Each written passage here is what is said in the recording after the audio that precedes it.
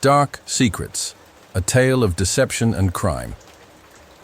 The disappearance of Lara Evans. Born on July 17, 1997, Lara Evans grew up in a South London suburb, raised by a hard-working single mother. Excelling in her GCSEs at 16, Lara pursued psychology, business and law at a local college, dreaming of becoming a lawyer.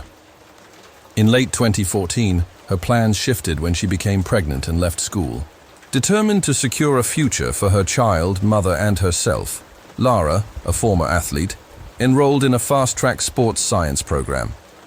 During her studies, a modeling agent scouted her, leading to successful shoots and a contract with Elite Models UK, run by the controversial Simon Baxter. Baxter, 56, founded Elite Models in 1987 and faced scrutiny for hosting parties with celebrities and his models, though a police probe found no illegal activity. In March 2017, Baxter received a call from Marco Dante, requesting a model for a Paris shoot. He sent Lara, but the shoot was cancelled. Dante rescheduled for Milan in July. On July 12, 2017, Lara travelled, unaware of the danger awaiting her. When Lara didn't return, her mother contacted Baxter, who found an email from MD, claiming Lara was now property of the Shadow Syndicate, demanding $300,000 in cryptocurrency within 72 hours, or she'd be sold on a dark web auction. Baxter alerted the British consulate in Milan, and Italian police raided Dante's supposed studio, a derelict apartment with Lara's clothes, but no forensic leads. A week later, Lara appeared at the consulate with Piotr Nowak, a 30-year-old Polish programmer, claiming he'd rescued her. Lara's ordeal. Lara recounted waking in a grim apartment, expecting a taxi for the shoot. Driven to a remote warehouse, she was ambushed by masked men who sedated her with ketamine. She awoke in a car trunk, bound and gagged inside a bag. After failed escape attempts, her captors moved her to a farmhouse, where she was handcuffed in a basement with minimal sustenance. On the second night, an unmasked captor with pale eyes offered to share his bed. Fearing for her life, Lara complied, aiming to gain his sympathy by speaking of her son.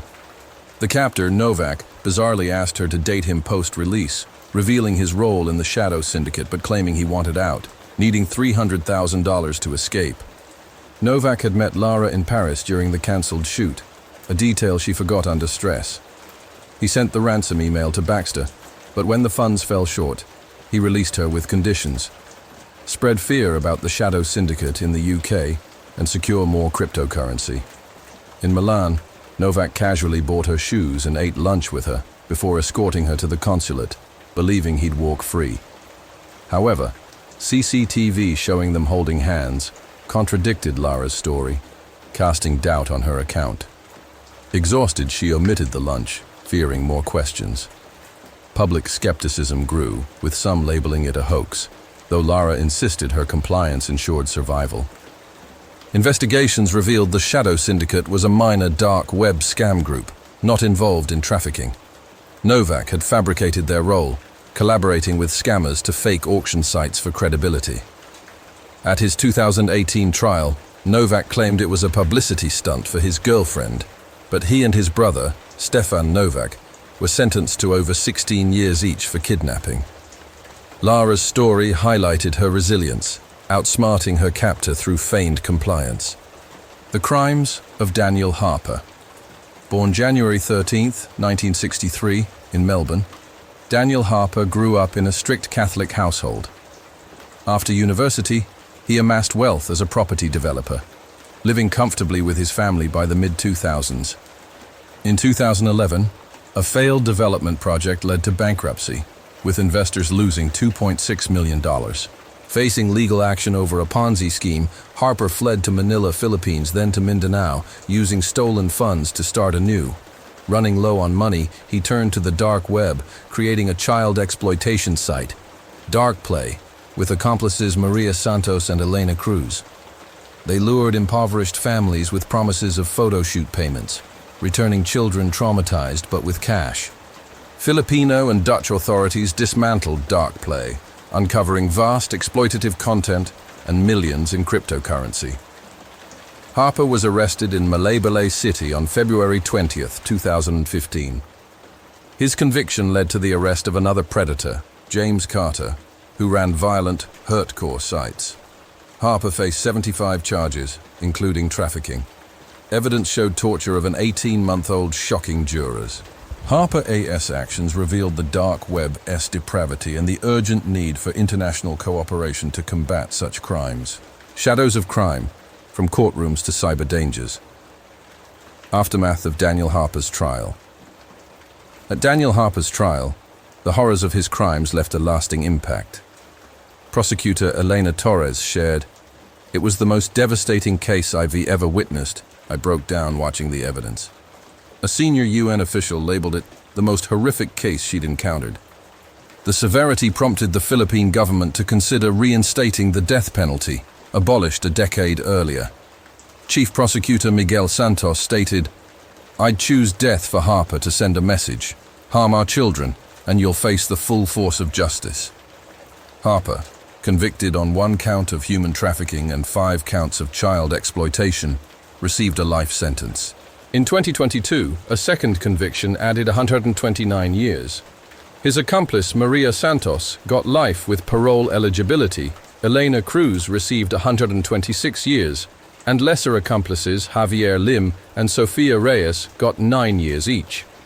Harper complained about prison conditions at Deval Prison, overcrowded with 2,000 inmates despite a 350 capacity, but Warden Carlos Mendez dismissed his demands for luxury.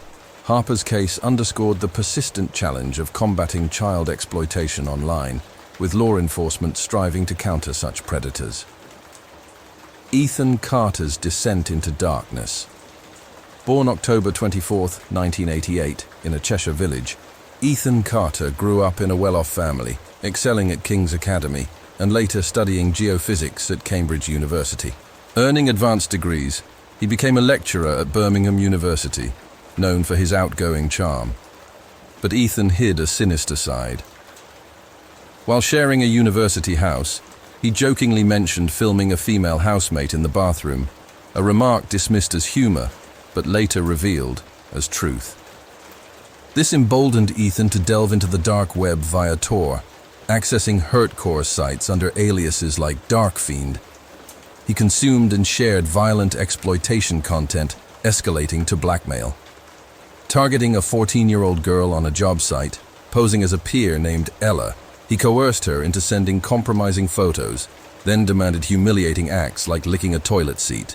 The girl, anonymously sharing her ordeal, said, "I felt ashamed I was trapped, fearing the photos would leak." Ethan's journals bragged about mentally breaking her, even encouraging her suicide. He victimized many over years, using 70 fake personas. Arrested in 2017 after a global investigation involving MI5 and US agencies, Ethan pleaded guilty to 137 charges against 46 victims, receiving 32 years, later reduced to 25. His crimes highlighted the need for tech companies to cooperate in such probes, as delays prolonged his harm. A summer day gone wrong. At 29, struggling to find a partner, I faced a haunting incident. On a rare Saturday off in my new neighborhood, I explored yard sales, snagging a teal acoustic guitar. A punk rock woman with green hair, calling herself Luna, struck up a conversation.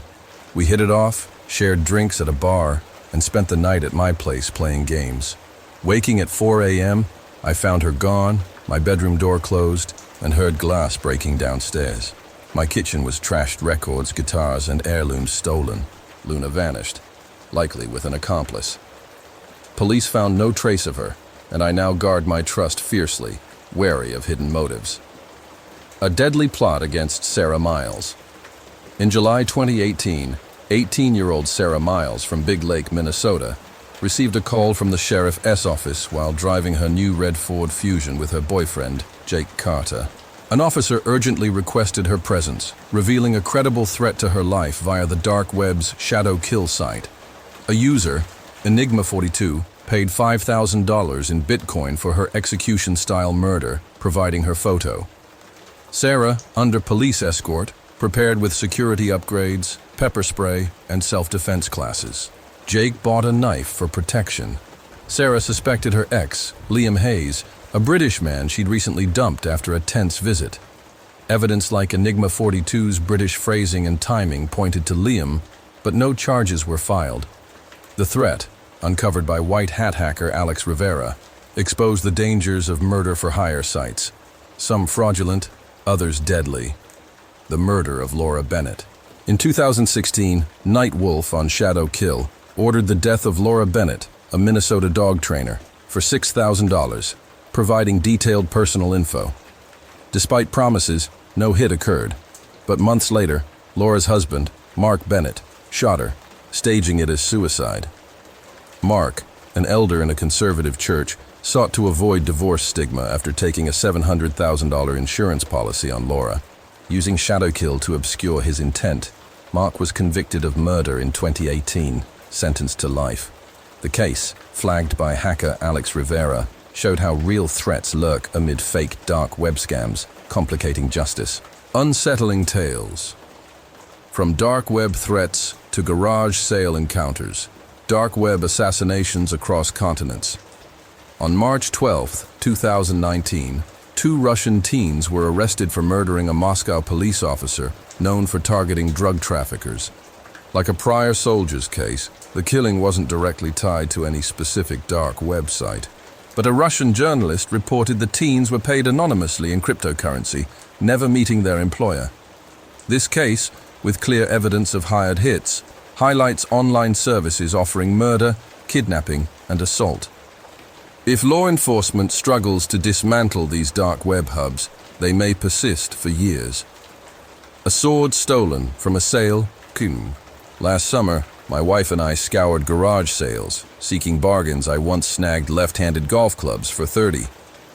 Spotting what I thought was an estate sale, I chatted with a man in his 30s selling his father's belongings, as the elderly man, losing his mental clarity, would move in. Amid junk, I found a striking military sword with eagle engravings, possibly gold. For $25 I bought it, but as we drove off, the old man stood, looking angry, yelling at his son. That night, grilling steaks, I showed the sword to friends. Around 8 p.m., a knock turned into my wife's scream. The old man stormed in, lunging for the sword. Weakened by age, his swing missed, but I tackled him gently. He claimed I stole it. Police arrived, and his son confirmed the sale, apologizing profusely. The old man grabbed the sword again, but my wife spotted him. I kept it, though guilt lingers, and now I'm stricter with locks. A creep at the yard sale. While my husband was away, my mom, sisters, and I held a garage sale. An hour in, a man approached, asking nothing but staring. He later said, "Hello, dear, you have stunning eyes," creeping me out. I thanked him and walked off. He returned, apologizing for being blunt, then asked me out, ignoring my marriage. Angry, I demanded he leave. An hour later, a woman echoed his words, inviting me and Zach over. I snapped, and they left. That night, my brother-in-law drove me home. My garage door was open. Lights flicked on inside, revealing Zach and the woman. Police chased them, but they escaped after smashing our wedding photo. Confused, I stayed with my sister until my husband returned, adding cameras since. A strange watcher at the sale weeks ago. My family held a yard sale. A disheveled Einstein-like older man stood out, eyeing my house, not items. I confronted him near my window. He left but lingered down the street. That night, my girlfriend and I awoke to a bang. My neighbor chased him from my window. He'd tried breaking in. Police took our statements, but he's not caught. Now I barely sleep, planning to propose and move soon. A haunted item collector's threat. Last year, moving into my boyfriend's parents' house, we held a 3-day yard sale, selling everything. On day 3, a Beetlejuice-dressed couple asked for haunted items. Laughing, I dismissed them, but they drove off in a red car. Later, it kept passing, parking nearby. That night, walking the dog, I saw a blue suit jacket inside. Then the woman ran to it, and they sped off. Unnerved, I checked locks all night. They never returned, but the oddity lingers. An early bird's aggression. For 8 years, my neighbors and I host a garage sale. 3 years ago in July, I prepped items the night before. At 7 a.m., a man pounded my door, demanding entry for collectibles. Annoyed at my 8 a.m. start time, he left in a rusty truck. The sale busied up, but his aggression stuck with me. Eerie encounters, from garage sales to dark trails. A persistent buyer turned thief. During our annual neighborhood garage sale 3 years ago, a man in a rusty maroon truck banged on my door at 7 a.m., demanding to see collectibles despite the 8 a.m. start. I turned him away, but he returned, smiling despite missing teeth, and bought baseball cards. He asked about more items inside, which I declined. At lunch, he approached again, insisting on looking inside, but my husband firmly refused. The sale ended profitably, so we canceled the second day. Helping my neighbor Debbie the next morning, I found her garage robbed. She described a rusty maroon truck speeding away. I shared my encounter, but police never recovered her items. Now, I only shop at garage sales, not host, and have upgraded my security. A dangerous online chat. In 2002, at 13, I frequented AOL Instant Messenger chat rooms. A 19-year-old named Jake from California messaged me. Naive, I sent fake photos, claiming they were me. He professed love, saying age didn't matter. When he moved an hour away, he begged to meet. I confessed the photos weren't mine. He was furious, but later forgave me.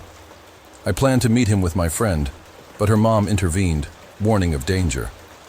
Jake arrived, enraged I wasn't there, and sent threatening messages. I never spoke to him again, grateful for the intervention that likely saved me from harm. Eyes in the night. At 17, my bedroom window faced a fenced backyard near woods. One night at 2 a.m., my dog barked at the window. Turning off my lamp, I saw human eyes staring back. I pretended to need water, checked with my dad, who dismissed it since our floodlights hadn't activated. The next morning, the pine straw under my window was disturbed, and Dad found the floodlights burnt out. Now I keep blinds closed and lights off at night, thankful my dog alerted me. Relics and an unwanted visitor.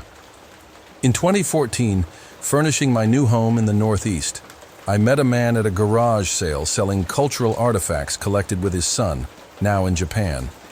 I bought Babylonian replicas and ancient rocks for $70. An elderly woman panicked, claiming the items were cursed.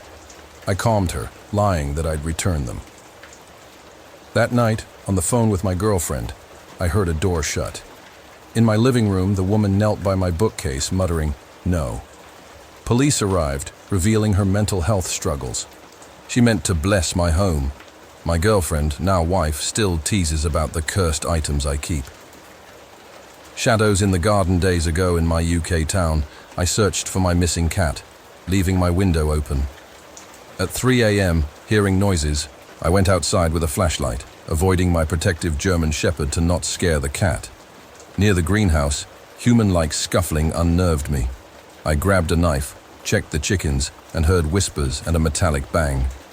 The next night, footsteps approached. As my gate opened, it was my sister, scaring me. We heard sprinting. We locked the house.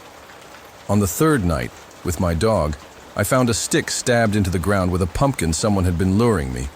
Later, I found my cat, but I remain cautious at night. A fake pickup attempt. At 14, working at a truck stop, McDonald's, I got a school notification excusing me early. My mom hadn't arranged it, and I had no phone. She called the school forbidding my release. Someone, possibly using my name tag, had impersonated her. No one arrived, but Mom moved me to a safer McDonald's location, suspecting a dangerous ploy. A threat in the fitting room. At 9, shopping for swimsuits, I was alone in the fitting room when a man asked, "Is someone in here?" Assuming he was an employee, I froze with dread, unable to respond. He left after 40 seconds. I told my mom years later at 21, realizing my gut instinct likely protected me from danger.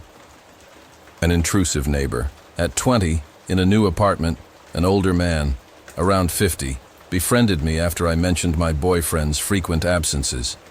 He knocked daily, waiting if I didn't answer. While with my 2-year-old brother, he tried grabbing him from my arms, I fled.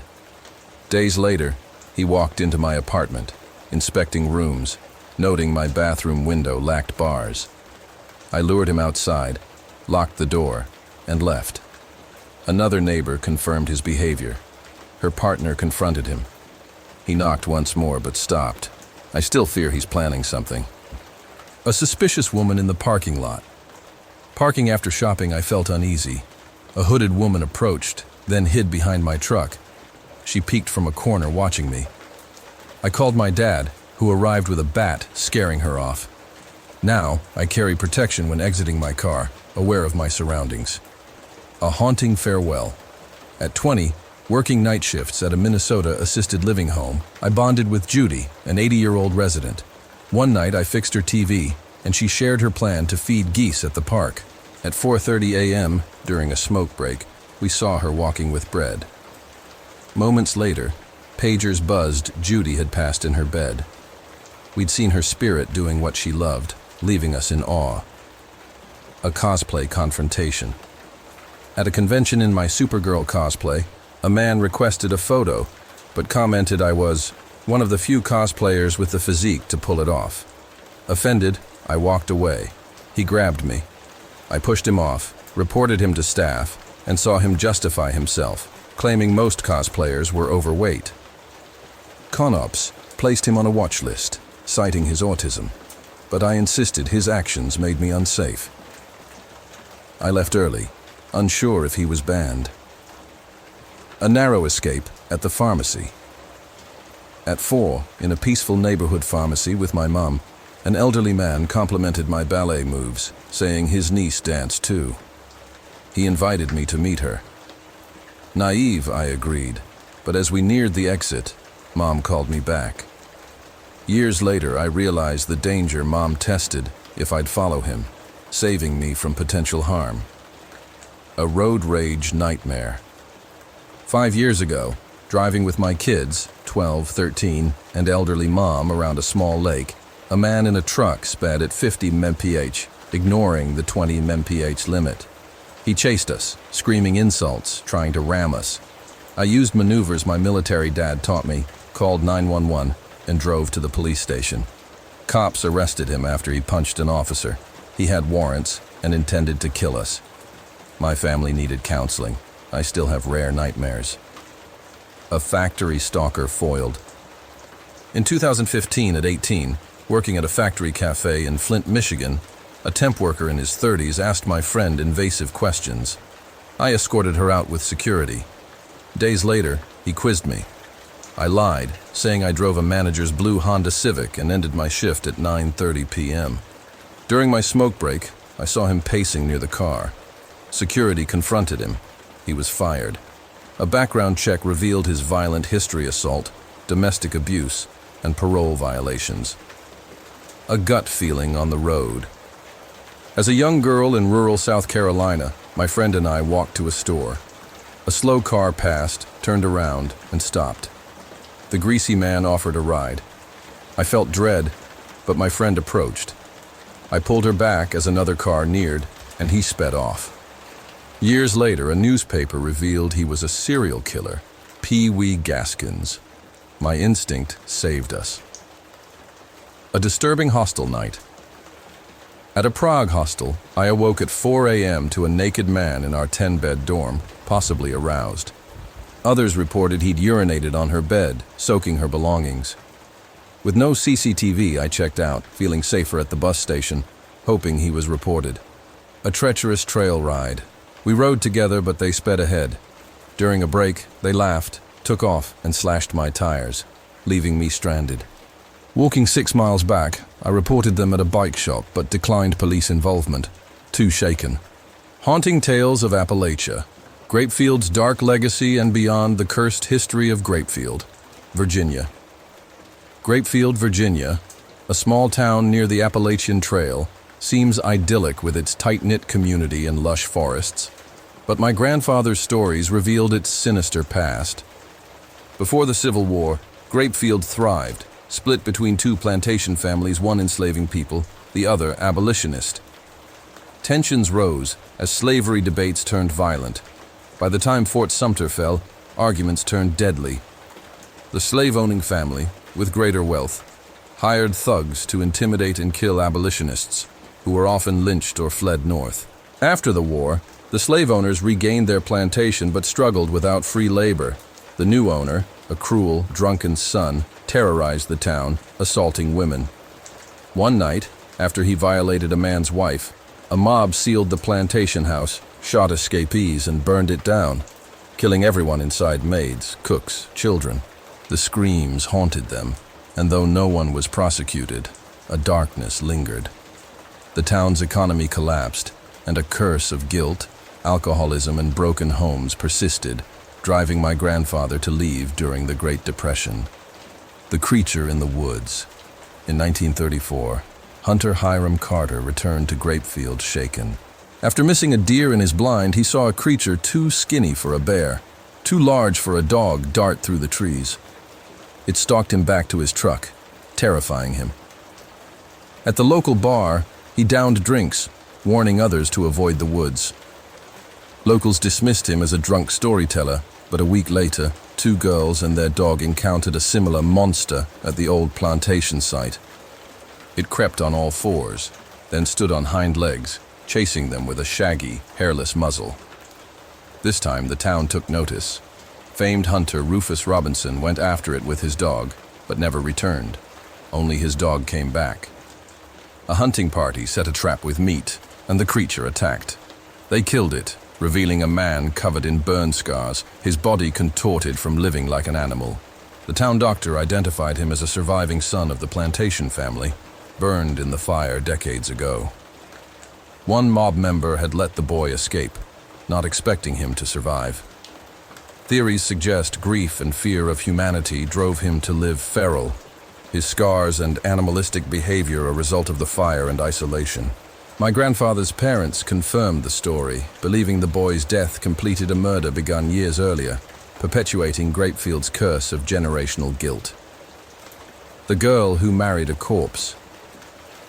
In Clinch Valley, Tennessee, Willa Mae Carter, married at 17 to Alden Carter in a shotgun wedding, suffered tragedy. After a miscarriage, Alden blamed her, turning abusive during his 2-week stints home from oil drilling in Texas. His brother, Silas Carter, checked on Willa during Alden's absences. Sensing her sadness, Silas comforted her, and they fell in love. Unable to resist, they planned to leave Alden. Willa wrote him a scathing letter, detailing her escape with Silas, and fled to Pineville, 12 miles away. Silas needed a day for his wages, promising to meet her at the station. Instead, Alden appeared in Silas's clothes he'd been laid off in Texas, returned early, and read her letter. He forced Willa to ride to Silas's home, where he'd hung Silas from the porch. Alden blamed her, surrendered to the sheriff, but Silas's body vanished.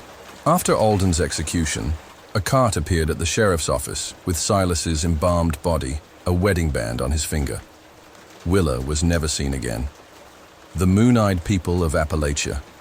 In southern Appalachia, legends speak of the Moon-Eyed People, 4-foot tall, pale, nocturnal humanoids with large, bulbous eyes, fearful of humans. In 1782, Georgia's governor, John Sevier, met Cherokee Chief O'Connor at Fort Mountain. O'Connor, aged 90, recounted how the Cherokee migrated from the Great Lakes, finding Fort Mountain occupied by white men from across the Great Sea. These Moon-Eyed People, named for their disc-like eyes and nocturnal hunting prowess, terrified the Cherokee, who avoided venturing out at night. The Cherokee eventually drove them out. Sevier, stunned, planned to return with a historian, but O'Connor passed away. The legend persisted among Cherokee bands, later studied by Dr. Benjamin Smith Barton, a prominent early American physician, suggesting a kernel of truth behind the myth. Appalachian legends and trails, Moon-Eyed People, and strange encounters. The Moon-Eyed People, a scholarly pursuit. Dr. Benjamin Smith Barton, a renowned physician educated at the University of Edinburgh and Germany's University of Göttingen, earned honorary degrees from Lisbon Academy and Kiel University. Initially a botanist, he authored America's first botany textbook after corresponding with naturalists worldwide. By the late 18th century, his focus shifted to anthropology, leading to his 1797 book, New Perspectives on the Origins of American Tribes. The book featured an interview with Colonel Leonard Harper, a U.S. Army officer fluent in Cherokee, who served as a liaison for 20 years. Harper relayed Cherokee tales of the Moon-Eyed People, a pale, nocturnal race they encountered upon arriving in their lands. The Cherokee claimed these wretched people couldn't see in daylight and were expelled after a brief, violent conflict. Barton initially suggested they might be French settlers, citing unfamiliar tools like hoes and guns as evidence. However, South Carolina historian B.R. Ellis interviewed merchant James Adair, born in Antrim, Ireland, in 1709, who lived among the Chickasaw and Eastern Choctaw for 40 years. Adair's 1775 book, Chronicles of the Native Peoples, affirmed consistent tribal accounts of stunted, pale humanoids with large eyes, possibly adapted to underground life. In 2003, archaeologists in Indonesia's Liang Bua cave uncovered Homo floresiensis, a 3.7 extinct human species, nicknamed the Little Lady of Flores, suggesting prehistoric cave dwellers. If the Cherokee arrived 12,000 years ago, they might have faced such a race, with some possibly surviving in hidden caves, fueling modern Appalachian tales. A risky moonshine run. 10 years ago, my college friend and I hiked the eastern Tennessee stretch of the Appalachian Trail at a leisurely pace, stopping at stores for supplies. In a Hancock County town, we sought beer and whiskey, unaware it was dry. The clerk suggested asking a local to buy alcohol from the next county. After failed attempts, a man exiting a general store around 25:30 and rugged caught our eye. We offered to buy him drinks for a ride. He agreed, driving us toward a liquor store, estimating an hour's round trip too late for daylight hiking. He then suggested a shortcut, illegal moonshine from a friend's place. Excited by the prospect, we agreed. The destination wasn't a house but a large building with motorcycles outside a biker club. Expecting him to handle the purchase, we were stunned when he led us inside. The interior buzzed with memorabilia, but all eyes turned to us. Our guide asked for the leader, leaving us under hostile stares. Yelling erupted from an office, and a burly man beat our guide, accusing him of risking trouble. Blocked from leaving, we faced the president, who ordered us out after we apologized. He revealed our guide planned to rob us, not help. Realizing the danger, we fled. Grateful the bikers let us go to avoid heat. A haunting trail voice. A few years ago, hiking the Appalachian Trail with friends, I woke at 2 a.m. needing the restroom at a campsite with facilities. Taking a shortcut through a wooded path, I heard a faint, laughing-like sound, possibly a raccoon. Moments later, a woman's voice said, "Hello," startling me. I replied casually, but silence followed, heightening my unease. After using the restroom, I convinced myself it was just another hiker, but returning, the same voice, altered and eerie, said, "Come back." Terrified, I sprinted to my tent, waking everyone. I claimed it was nerves, fearing they'd dismiss me as paranoid. We moved camps the next day, and I heard nothing else, though the mystery lingers.